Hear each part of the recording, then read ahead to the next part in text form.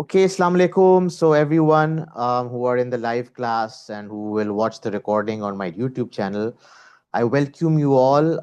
Actually, I had some new students, so I'm starting a SEO from the scratch, from the basics. And so let me share a slide, and then we can formally start.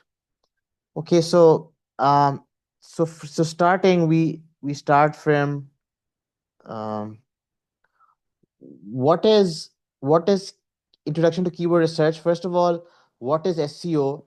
Search engine optimization is basically the art of making sure or trying your best that your website ranks the top on any search. For example, if a user has any query, for example, dog food, and you're in the dog food business and you want um, that your website ranks the highest, um, then you use search engine optimization techniques in your content.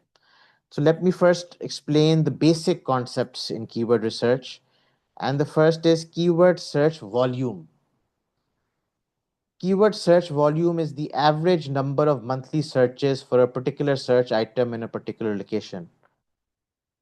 And for example, dog food has a Google search volume of 135,000 in the US. And we can use SEO tools like SEMrush to find the volume. For example, in this screenshot that I've taken in the SEMrush tool for dog food, SEMrush tells us that the volume is 135,000 for a monthly search. The next concept in keyword research in SEO is keyword difficulty. Now, what is keyword difficulty? Keyword difficulty is a metric that estimates how hard is it to earn a prominent position in the search result. So keyword difficulty means that, for example, if you are in the dog food business and there are also other companies in the dog food business, they will obviously also want to rank their website. And for that, they will also invest money and time and resources. So it will be difficult for you to rank higher if other websites are also investing their time, money, and resources in it. So basically, what we do is that we use the SEMrush tool and we find the volume and the keyword difficulty, and we try to find medium, not too high volume, because if volume will be high, then keyword difficulty will also be high. So therefore, Asma, do you understand the concepts of volume and keyword difficulty? If you have any questions, you can ask me. No, no, sir, I understand. Yeah, so these are the two concepts, volume and keyword difficulty. And so keyword difficulty 0 to 14, this is SEMrush metric, is very easy. 15 to 29, easy.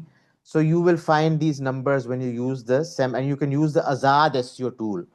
For people who are doing freelancing, you can get an Azad SEO package for 1200 rupees, and you can get other tools too, like Grammarly and other such tools. So what are the next concept in SEO keyword research is primary keywords. So what is a basically keyword is whatever you type in the Google search bar, your query like dog food. So primary keyword is your basic keyword. Like dog food is your basic keyword. Secondary keyword will be best dog food in America, dog food in Pakistan. These are secondary keywords which are linked with your primary keywords. So that's the concept of Asma. Do you understand primary keyword and secondary keyword? Or if you have any question, you can ask me, Asma. Do you understand the difference between primary keyword and secondary keyword? Yeah, yes, sir, I understand. Primary keywords are the basic, but secondary keywords, अगर आप दोबारा बता दे तो. It's a little advanced. Like for example, primary keyword is dog food, and secondary keyword will Yes. be dog food in America, best dog food, cheapest dog food in Pakistan. These will be the secondary keyword. Advanced, little lengthy. Okay. So that Okay. is, yeah, yeah, yeah. So secondary keywords are also important because people type these things. What is the best type of dog food? Dog food in America, dog food in Pakistan. Okay, so these were the concepts. Let me now show you other concepts. Now I will explain you search intent in SEO. So let me open a blog on search content and SEO, and I will explain. Yeah. So Asma, can you see this slide? What is search intent? Yes, sir. Yeah. So now, Asma, the next concept which I'm teaching you in keyword research is search intent. Now, basically, search intent, we mean what type of information is it? For example, if someone says, "What is dog food?" Right? So there are basically four types of search intent. And those are, can you see these four types? Informational, navigational, commercial, and transactional. Can you see these, Asma? Yes, sir. Yeah. So there are four types of search intent: informational, navigational, commercial, and transactional. Okay. Informational is when the user wants introductory information, when he's new to the industry, new to the niche. So he wants basic introductory information. He writes keywords like what is dog food? That is an informational intent keyword. Navigational is when you are trying to find a specific page or website. That is navigational. uh, commercial is when the user is researching the various options before making a purchase. What is the best type of dog food? Which are the best types? These are commercial. Transactional is when your customer has reached um, your website and he is checking your different products. Those are transactional keywords. Asma, do you understand these topics, the different types of search intent? Or if you have any Yes. question, you understand? Yes, sir. I understand. Yeah, okay. So basically, so so yeah. So basically, you know, the different type of content, you have blog posts, you have product pages, you have category pages, you have landing pages, right? Normally, blog posts target informational keywords. Blogs will be mostly what is informational, introductory. Okay. Product pages and category pages will be more transactional and commercial, because product pages and category pages are for people who want to know more about the products. Okay. Blogs are more what if, informational. They want to know about the industry and the niche. Okay, do you understand that, Asma? Yes, sir. Yeah. Okay, so, and then, in this blog, um and another thing, Asma, there is so much information in blogs and free YouTube videos. You can learn so much. There are people who tell you that you have to do paid courses. Yes, paid courses do help, but you can get 80% of the information on in blogs and in the free YouTube videos. So Asma, when you after the class, I want you to watch YouTube videos and read blogs. Okay, on these concepts. Okay, Okay. yeah. So these were the concepts of okay. Now, Asma, I will teach you the concept of double EAT in SEO. Okay, so let me open the blog for double EAT in SEO. uh, yeah, can you see this, Asma? Google double EAT. Yes, sir. Yeah. So, Asma, basically, EEAT means EEAT stands for experience, expertise, authoritativeness, and trustworthiness. Okay. Okay. And basically, for example, you write blogs or landing pages, articles on finance and accounting. Now, Google will rate the quality of your content based on these four metrics. First, Google will check how experienced you are in that. For example, Google will check that if Asma is writing an article on finance and accounting, what is Asma's experience in finance and accounting? Then they will check expertise. What is Asma's expertise? Is Asma an expert in finance and accounting? Yes, she's studying finance and accounting from a very good university, so she has the expertise. Authoritativeness. Does Asma have a grasp on the concept, full grasp? Can we consider Asma an authority on finance and accounting? So Google also checks that before ranking, which blog, Google ranks the highest. And then trustworthiness means that when Asma writes an article on finance and accounting, does she write credible information?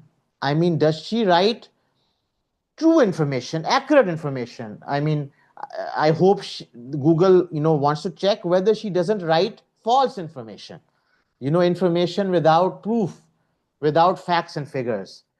So basically, EEAT means that Google checks the quality of content using EEAT: experience, expertise, authoritativeness, and trustworthiness. Do you understand that, Asma? Yes, sir. Yeah. Asma, I will share these blogs in the group too, okay? So Okay. before it used to be EAT, um, experience, authoritative. Now they've expertise, authoritativeness, and trustworthy. Now they've also added experience. So, for example, Asma, if you are writing an article on finance and accounting, but if one of your professor also writes, Google will give the professor more importance. For example, they will check the social media profiles, they will check your social media profiles, they will check your professor. And if they find out that one article writer is a professor, the other is a student, they might give more importance. It depends on all four factors: the quality of content, what Google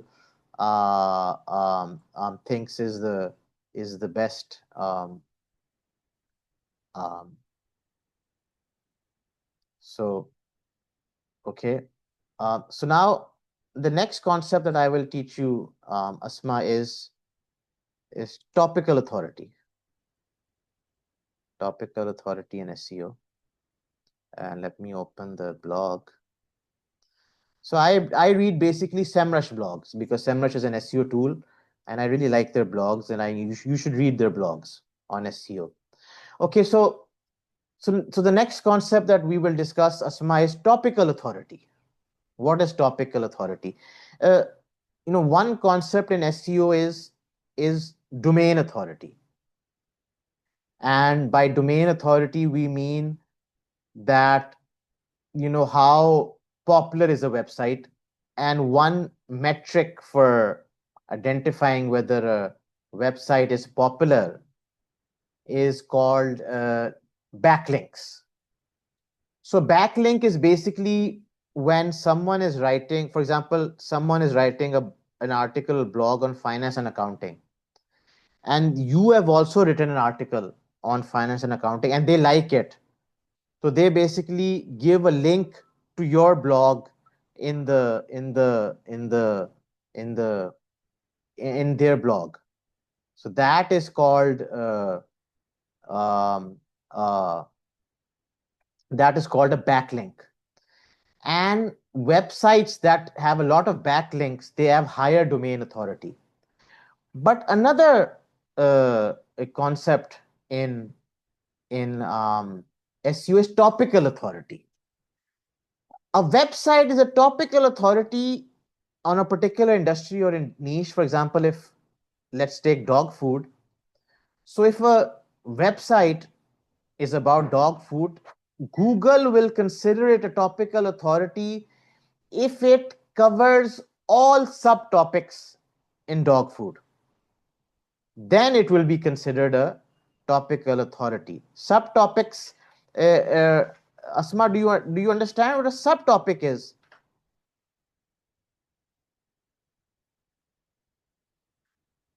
Asma, Yes, sir. do you understand what a subtopic is? Yes, sir. There is a topic. Can you tell me what a subtopic is?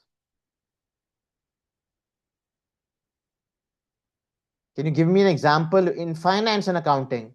In finance and accounting, can you give me an example of topic and subtopic? Topic is the main, financial planning is the main topic. Okay. Subtopic is like जो हमारे आगे जो सब headings आ जाती हैं वो हमारे पास सब टॉपिक होगा. So Is I'm basically, right? so basically, Google will consider your website a topical authority on finance if you write articles on blog on every subtopic in finance and accounting.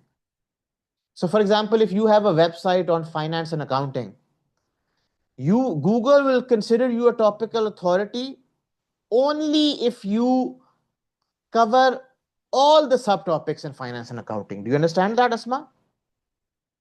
Yes, sir. Yeah. So that is basically an example of topical authority. So Asma, now I will share these blog links in the group. I want you to read these blogs, then I will give you an assignment. So any questions on any of the concepts that we studied today? No, sir. Okay, then I'm ending the class and I will give you an assignment. Okay? Okay. Okay, okay. Take care. Take care. Take care. Allah Okay. Hafiz. Allah Hafiz.